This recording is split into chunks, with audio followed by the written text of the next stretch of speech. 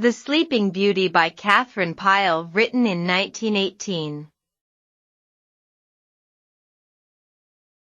The Sleeping Beauty. There were once a king and a queen who had no children, though they had been married for many years. At last, however, a little daughter was born to them.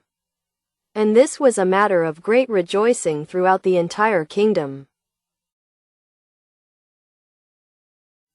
When the time came for the little princess to be christened, a grand feast was prepared, and 6 powerful fairies were asked to stand as her godmothers.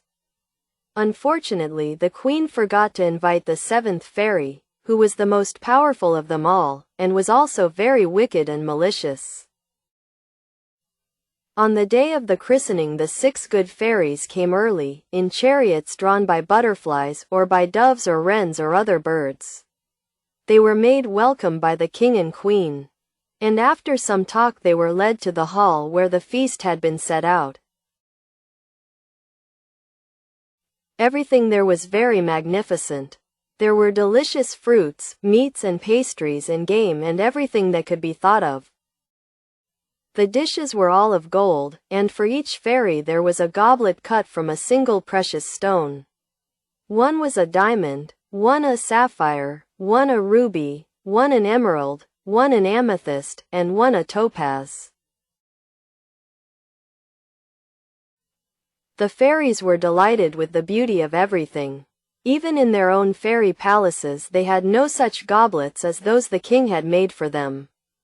They were just about to take their places at the table when a great noise was heard outside on the terrace. The queen looked from the window and almost fainted at the sight she saw. The bad fairy had arrived. She had come uninvited, and the queen guessed that it was for no good that she came. Her chariot was of black iron, and was drawn by 4 dragons with flaming eyes and brass scales. The fairy sprang from the chariot in haste, and came tapping into the hall with her staff in her hand. "How is this? How is this?" she cried to the queen. "Here all my sisters have been invited to come and bring their gifts to the princess, and I alone have been forgotten." The queen did not know what to answer. She was frightened. However, she tried to hide her fear, and made the 7th fairy as welcome as the others. A place was set for her at the king's right hand, and he and the queen tried to pretend they had expected her to come. But for her there was no precious goblet, and when she saw the ones that had been given to the 6 other fairies her face grew green with envy, and her eyes flashed fire. She ate and drank, but she said never a word. After the feast the little princess was brought into the room, and she smiled so sweetly and looked so innocent that only a wicked heart could have planned evil against her. The 1st fairy took the child in her arms and said, "My gift to the princess shall be that of contentment, for contentment is better than gold." "Yet gold is good," said the 2nd fairy, "and I will give her the gift of wealth." "Health shall be hers," said the 3rd, "for wealth is of little use without it." "And I," said the 4th, "will gift her with beauty to win all hearts." "And wit to charm all ears," said the 5th. "That is my gift to her." The 6th fairy hesitated, and in that moment the wicked one stepped forward. While the others had spoken, she had been swelling with spite, like a toad.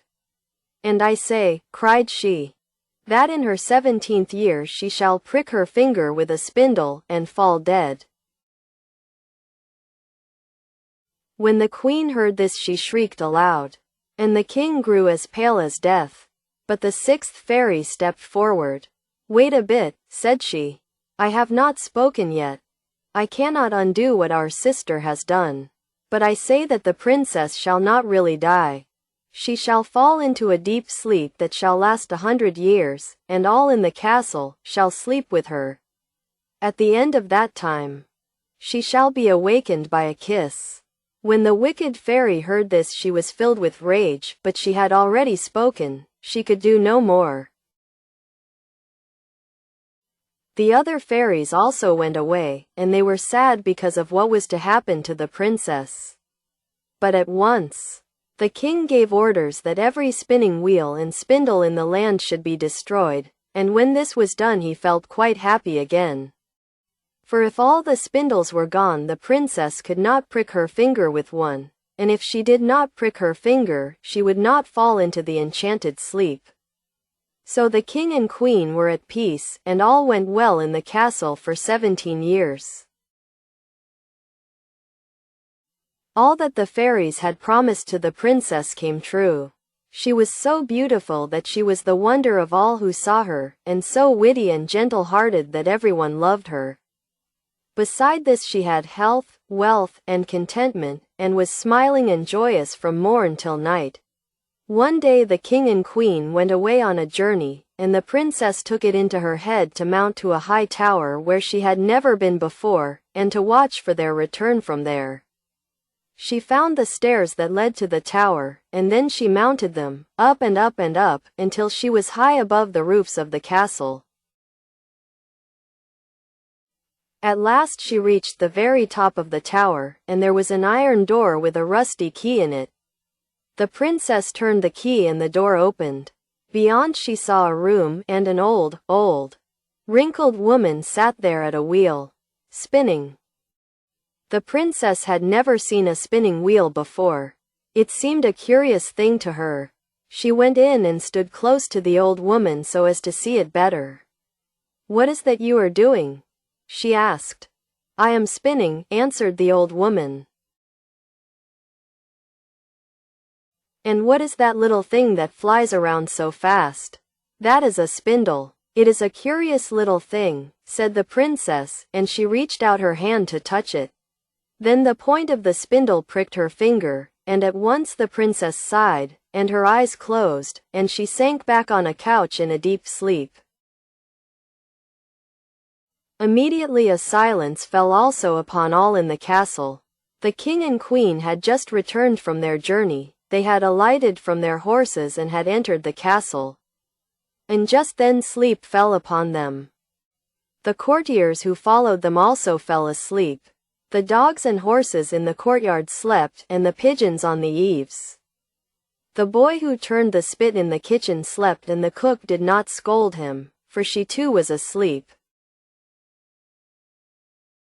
The meat did not burn, for the fire was sleeping.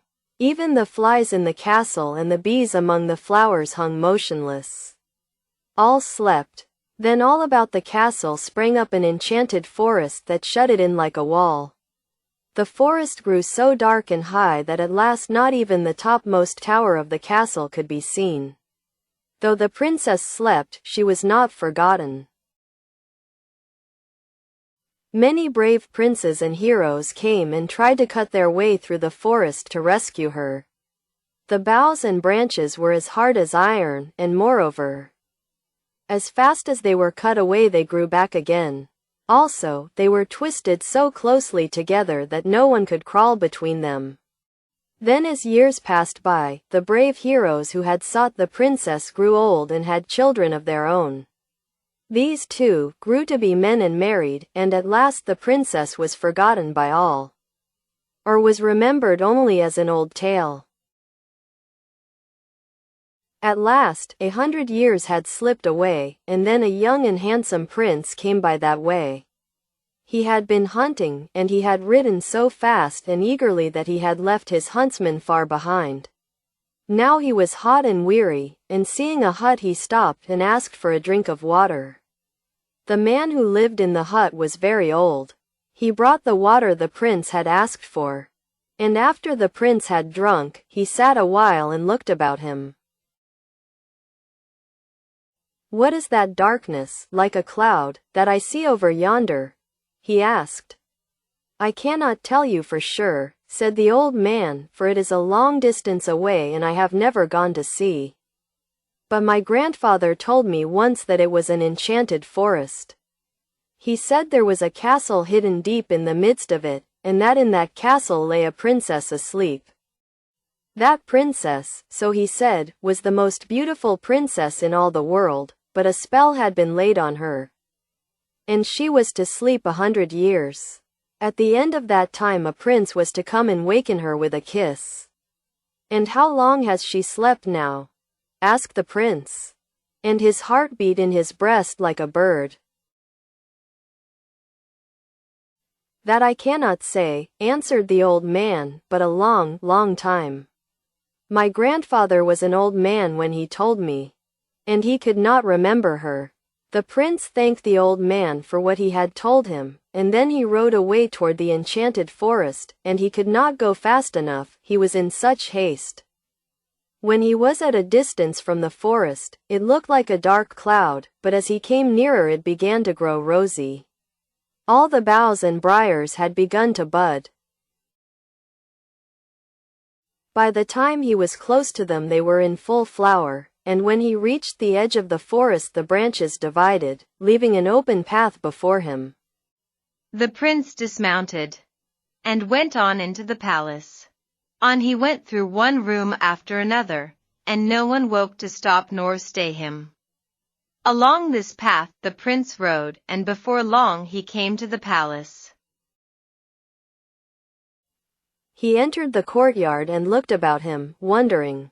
The dogs lay sleeping in the sunshine and never wakened at his coming. The horses stood like statues. The guards slept leaning on their arms. At last he came to the stairway that led to the tower and he went on up it, up and up, as the princess had done before him. He reached the tower room, and then he stopped, and stood amazed. There on the couch lay a maiden more beautiful than he had ever dreamed of. He could scarcely believe there was such beauty in the world. He looked and then he leaned over and kissed her. At once, on the moment, all through the castle sounded the hum of waking life. The king and queen, down in the throne room, stirred and rubbed their eyes. The guards started from sleep. The horses stamped, the dogs sprang up barking. The meat in the kitchen began to burn, and the cook boxed the boys' ears. The courtiers smiled and bowed and simpered. Up in the tower the princess opened her eyes, and as soon as she saw the prince she loved him. He took her hand and raised her from the couch. "Will you be my own dear bride?" said he.